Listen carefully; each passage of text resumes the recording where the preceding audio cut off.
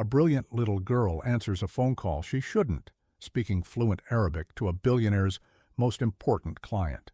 He was furious, but what he discovered about that call 3 days later will change everything. What's the biggest mistake you ever made that turned out to be a blessing? Let us know in the comments and get ready for a story you won't forget. The silence in Darius Blackwood's penthouse office was worth more than most countries' GDP. It was a manufactured, hermetically sealed quiet, 68 floors above the roar of the city. Here, on the throne of his $30 billion empire, Blackwood Global, Darius controlled everything: the temperature, the lighting, the fates of thousands of employees. But beneath the hand-stitched lapel of his Tom Ford suit, his heart hammered a frantic, uncontrolled rhythm.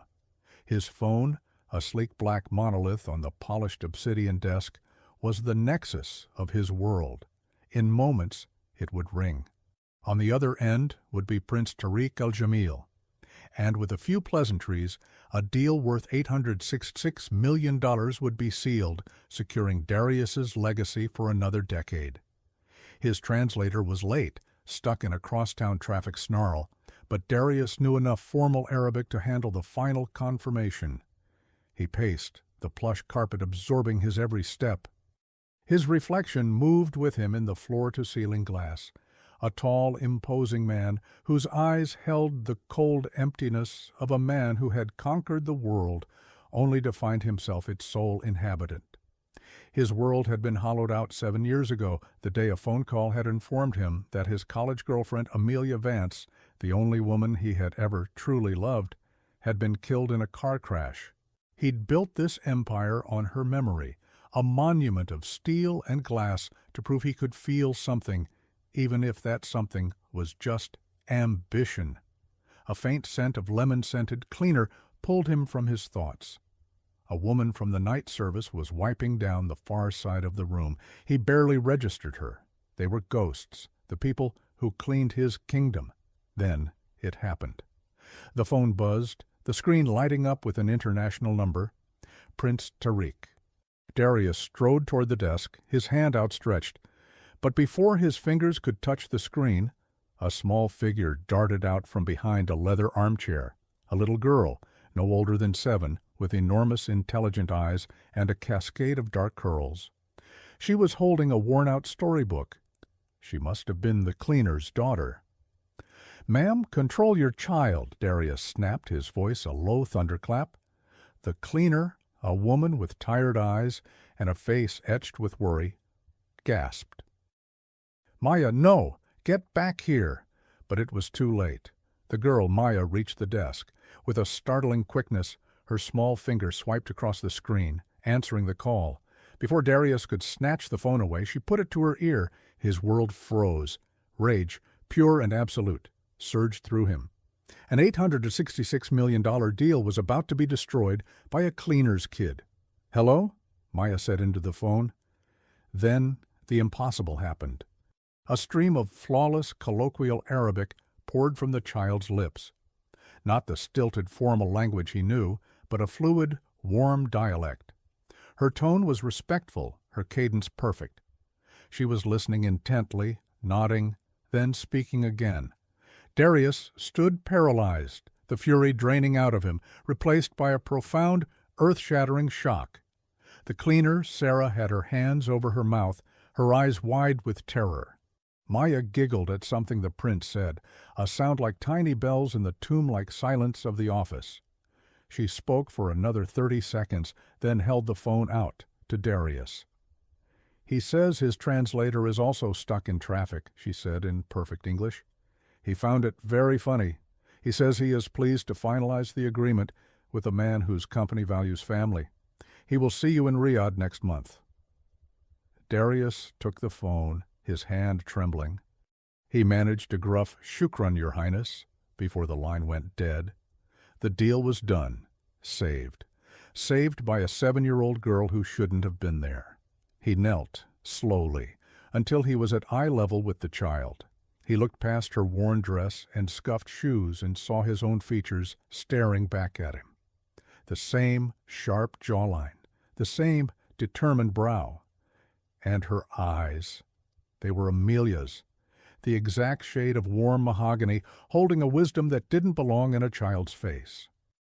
His world, so carefully constructed, so immaculately controlled, shattered into a million pieces.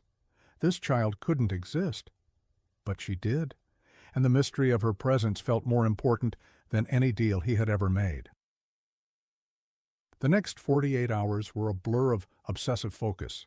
The $866 million deal was celebrated by his board, but for Darius, it was ash in his mouth.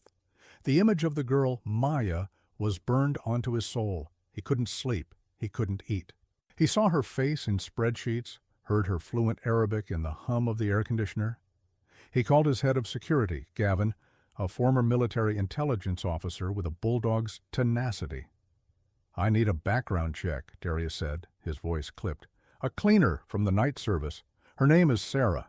She has a daughter, Maya, about 7 years old. I want everything. Discreetly, Gavin. No one can know." "Consider it done, Mr. Blackwood." Darius then made a call he would come to regret. He called his sister, Cassandra. As COO of Blackwood Global, she was his right hand, the only family he had left. She was sharp, ambitious, and utterly loyal, or so he thought. "You won't believe what happened," he said, pacing his penthouse. He recounted the story of the phone call, the child's impossible fluency in Arabic, the strange feeling he got when he looked at her. Cassandra laughed on the other end of the line.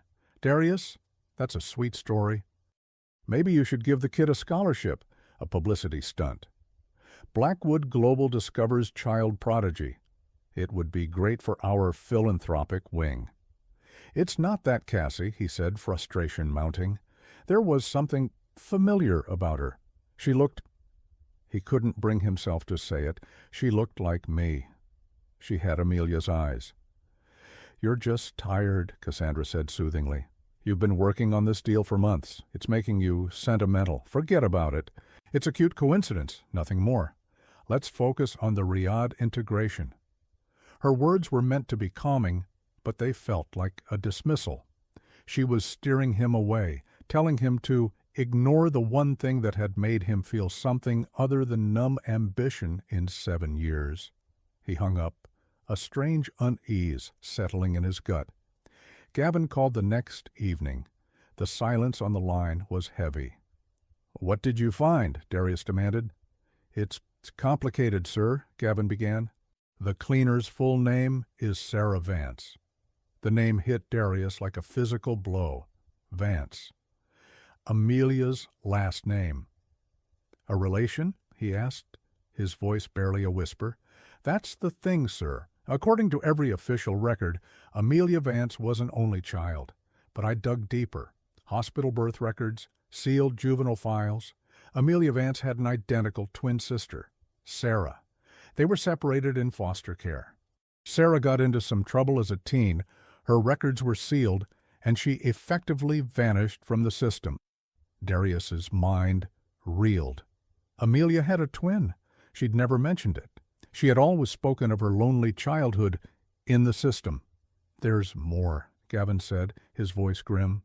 "I pulled the coroner's report from Amelia's accident 7 years ago, the one you were given. It was a forgery. The real report lists the cause of death as complications during childbirth." The phone slipped from Darius's grasp and clattered onto the marble floor. Childbirth. Amelia didn't die in a car crash. She died giving birth. "The child survived," Gavin stated, not as a question but as a fact. Maya's birth certificate lists Sarah Vance as the mother. The father is listed as unknown, but the date of birth, it's 2 days after Amelia's official date of death. The pieces crashed together in Darius's mind, forming a horrifying, undeniable picture. Amelia was pregnant when she died. Sarah, her long-lost twin, must have been there.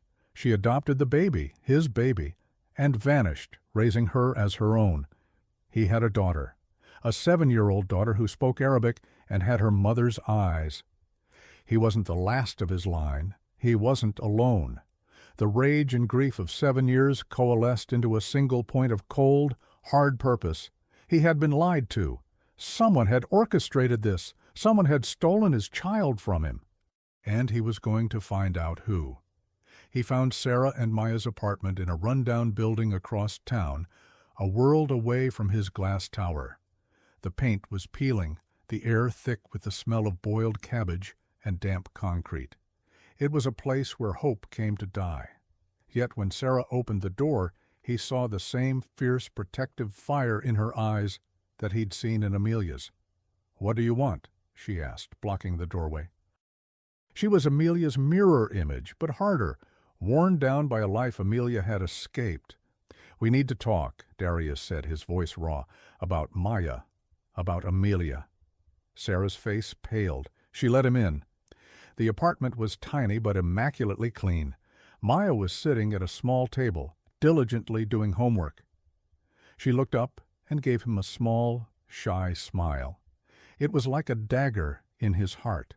He laid it all out: the sealed records, the forged death certificate, the birth of Maya. Sarah listened, her arms wrapped around herself, a storm of fear and defiance in her eyes. "It's true," she whispered, when he was done. "Amelia didn't want to tell you about the pregnancy until she was sure. She was on her way to see you when she collapsed. An embolism. It was too late for her, but they saved the baby." Sarah's voice broke. "Maya, why didn't you tell me? Why did you hide her from me?" The question was an accusation, torn from the deepest part of him. "Because I was warned to," she said, her voice shaking with a remembered terror. "A week after the funeral, a woman came to see me. She was powerful, elegant. She said she represented your family. She said a child would ruin you, that your career was just starting, and a scandal would destroy everything. She gave me money, enough to disappear. She said if I ever contacted you, she would make sure I lost Maya forever. She told me to say Amelia died in a car crash if anyone ever asked." "Sure, who?" Darius demanded. "Who was this woman?" "I don't know her name," Sarah said, tears streaming down her face. "But she was your sister. She showed me a picture of the two of you together." Cassandra. The blood drained from Darius's face. His own sister, the one person he trusted. The betrayal was so profound, so absolute, it left him breathless. She had stolen his daughter's life. She had stolen his life. "I need proof," he said, his voice hollow. "I need to know for sure." "I've always known this day would come," Sarah said. She went to a small locked box and pulled out a sealed envelope. It contained a lock of Maya's baby hair and a photograph of a newborn Maya in a hospital bassinet. The DNA test was just a formality. The results came back 24 hours later. 99.99% probability. He was Maya's father. The point of no return had been crossed. He had a daughter, and his entire life had been a lie, orchestrated by the one person he thought he could trust. Darius's first attempts to connect with Maya were a disaster of awkwardness. How does a man who negotiates billion-dollar deals talk to a 7-year-old girl? He brought her a tablet loaded with educational apps. She was more interested in the cardboard box it came in. He offered to buy her a pony. She asked if the pony would be sad to leave its family. He was a stranger in his own daughter's life. Sarah, now a fragile ally in this new, terrifying reality, suggested a neutral ground. A public park. No expensive gifts, no pressure, just a walk. It was there, standing under the shadow of a giant oak tree, that the first crack appeared in Darius's emotional armor. He was pushing Maya on a swing, the repetitive motion doing little to soothe the storm inside him. He felt clumsy, false, an imposter playing the role of a father. Maya suddenly dragged her feet on the ground, stopping the swing. She twisted around and looked up at him, her expression serious.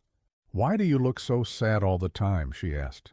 The question was so simple, so direct, it disarmed him completely. No one had dared to ask him that in years. Not his board, not his employees, not even Cassandra. They all saw the power, the success, the empire. But this little girl, his daughter, saw the truth. She saw the hollow man inside the suit. I lost someone a long time ago," he said, the admission costing him more than any business negotiation. Someone very special. "My mama says that when you lose someone, they don't really go away," Maya said wisely. "They just live in your heart. You just have to remember to visit them there." He looked from Maya to Sarah, who stood watching them with a pained, hopeful expression. In that moment, Darius realized his grief for Amelia hadn't been a monument. It had been a prison. And this little girl, this impossible, brilliant child, was handing him the key. A fragile hope began to bloom in the barren landscape of his heart. He wasn't just Darius Blackwood, the isolated emperor. He was Maya's father. That fragile hope was shattered less than a day later. The viper in his nest had struck. He was in a board meeting when his phone buzzed with a news alert. The headline was a gut punch. "Billionaire tycoon Darius Blackwood in paternity scandal. Tries to buy off cleaner's child." The article was a masterpiece of malicious fiction. It painted Sarah as a manipulative gold digger, using her daughter to extort the reclusive billionaire. It included grainy photos of him outside her apartment building and at the park. It quoted an anonymous source close to the family who claimed Darius was a victim of a cruel scam. The source could only be one person: Cassandra. She must have realized he'd discovered the truth and was getting close to Maya. This was her preemptive strike, designed to discredit Sarah and isolate him. He stormed out of the meeting and called her. "Did you do this?" he roared, the sound echoing in his empty penthouse. "Darius, darling, I'm just trying to protect you." Cassandra's voice was slick with false concern. "This woman is a predator. I had to get ahead of the story, to control the narrative. You'll thank me later." "Protect me? You've put a target on my daughter's back."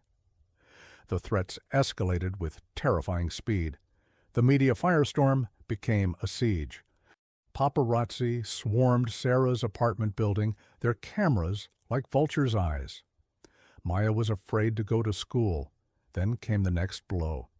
An anonymous tip was called into Child Protective Services, claiming Sarah was an unfit mother living in squalor and endangering her child.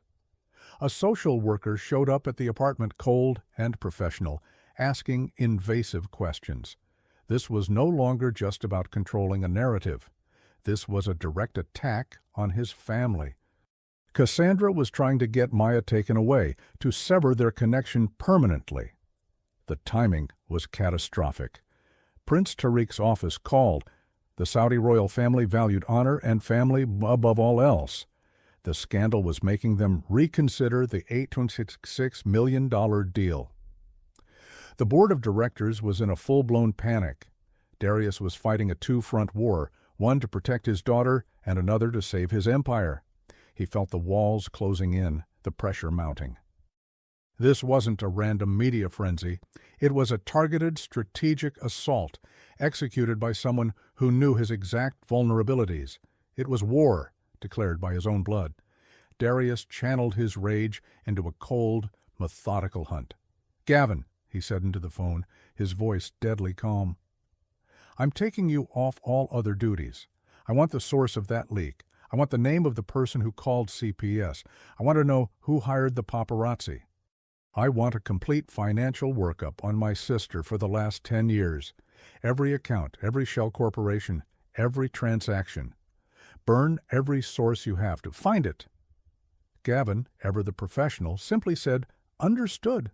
The information came in pieces, a drip, drip, drip of poison that confirmed his worst fears.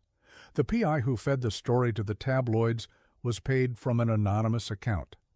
The call to CPS came from a burner phone purchased with cash. It was a professional job designed to be untraceable. But Cassandra had made one mistake. She had gotten sloppy. Gavin's forensic accountants found a ghost entity, a shell corporation based in the Cayman Islands, that Cassandra had used for years for her discretionary spending. A recent wire transfer of $50,000 had gone from that account to the private investigator who specialized in media assassinations. It was the link he needed, the proof. The final piece of the puzzle came from an unexpected place. Darius was clearing out some old family files from his father's estate when he found a locked safe deposit box key. His father had been a cold, demanding man, but he had been scrupulously organized. A note attached to the key simply said, "For emergencies." Inside the box there was a single sealed envelope addressed to Cassandra in their father's handwriting. Darius felt a tremor of guilt opening it, but he knew he had to. The letter, written a week before his father died of cancer, laid the entire betrayal bare. "Cassie," it began, "Darius's girl Amelia is pregnant. It is a complication we cannot afford. The Blackwood name must be protected. Darius is on the cusp of greatness, and a child out of wedlock with a girl from her background will derail everything. I have learned the girl has a sister, a twin with a troubled past. This is an opportunity. Handle it. Ensure the Blackwood legacy remains untarnished. You know what must be done." His father hadn't ordered Cassandra to hide the child. He'd simply told her to handle it. Cassandra, twisted by jealousy and greed, had interpreted that instruction in the most monstrous way possible. She had seen her chance, not just to protect the family name, but to secure her own position. With Darius emotionally crippled by Amelia's death, and with no heir, she would be the one to inherit control. Maya wasn't just a scandal to be managed. She was a rival to be eliminated. The betrayal was absolute. The motive was pure reptilian self-interest. His entire adult life had been shaped by her lie. The final crisis came as Cassandra had no doubt planned. An emergency board meeting was called. Prince Tariq had given them a 24-hour ultimatum: resolve the scandal publicly or the deal was off. Darius walked into the boardroom. The air was thick with tension. The 10 board members, men and women he had known for years, looked at him with a mixture of pity and impatience. Cassandra sat at the far end of the table, her expression a perfect mask of concern. She thought she had won. "Darius," the chairman began, "we need to put out a statement. You will deny this child is yours. We'll offer the mother a generous settlement with a strict NDA. It's the only way to save the Al-Jamil deal." Cassandra nodded in agreement. "He's right, brother. It's for the good of the company, your legacy." Darius looked at their faces, at the cold calculus in their eyes. They were asking him to do the unthinkable. They were asking him to sacrifice his daughter on the altar of his empire, to choose the steel and glass over flesh and blood. It wasn't a choice at all. A storm broke outside, rain lashing against the window 68 floors up. The dramatic irony was not lost on him. "No," Darius said, his voice quiet but resonating with absolute authority. The room fell silent. He took out his phone and tapped the screen. A video call connected. Prince Tariq's face appeared, stern and regal. "Your Highness," Darius said, his Arabic clear and steady, "before you make your final decision, there is someone I would like you to meet." He turned the phone around. On the screen, the board could see Sarah's cramped apartment. Maya was at the table, drawing. "Maya," Darius said, his voice softening in a way no one in that room had ever heard. "Can you say hello to my friend, Prince Tariq?" Maya looked up. She smiled and offered a polite greeting in perfect, fluent Arabic. Darius turned the phone back to himself. "Your Highness, this is my daughter, Maya Blackwood. She is my heir. The stories you have heard are lies, spread by someone who wished to harm my family. My family is my honor. If that is not good enough for you, then there is no deal." He looked directly at Cassandra, whose face had turned to a mask of pure shock and fury. "The person who spread these lies," Darius continued, his voice dropping to a dangerous low as he held up a file Gavin had prepared, "was my own sister." He laid it all out. The wire transfers, the private investigator, the call to CPS, the letter from their father. He exposed every single treacherous detail of her 7-year conspiracy. The board sat in stunned silence. Cassandra was white as a sheet, her composure finally shattered. "You are finished," Darius told her, the words like chips of ice. "You are fired from this board and you are exiled from this family. Security will escort you from the building. I never want to see your face again." He disconnected the call with the prince. He didn't care about the deal anymore. He had made his choice. He had chosen his daughter. His phone buzzed. It was a text from Prince Tariq. "A man who puts family first is a man I can do business with. The deal is on." "Welcome to the family, Mr. Blackwood." Darius looked at his board. "My daughter and her aunt will be moving into the penthouse with me. Their safety and well-being are now this company's #1 priority. Anyone who has a problem with that can submit their resignation." No one moved. They stared at him, not as the isolated emperor, but as a king who had finally found his kingdom. 6 months later, the city was gilded by the soft light of a spring afternoon. The sterile quiet of the penthouse had been replaced by the sounds of life, Maya's laughter echoing down the halls, the murmur of her practicing Arabic with her tutor, the scent of Sarah's home cooking wafting from the kitchen. Darius had changed. The haunted look in his eyes was gone, replaced by a warmth that seemed to emanate from his very core. He had handed over the day-to-day operations of the company to a trusted successor, content to remain chairman of the board. His empire no longer owned him. He was in the park, the same park where his world had first started to mend. He was pushing Maya on a swing, her joyful shrieks filling the air. Sarah stood beside him, her hand resting comfortably in his. They weren't pretending anymore. They were a family, forged in betrayal and lies, but stronger for it. "Higher, Daddy," Maya cried out. Darius smiled, a genuine soul-deep smile. He pushed the swing, sending his daughter soaring toward the sky. He had lost a kingdom of glass and steel, and in its place had gained a universe. His new kingdom was here, in the sound of his daughter's laughter, under the endless open sky. And for the first time in his life, Darius Blackwood felt truly, completely powerful.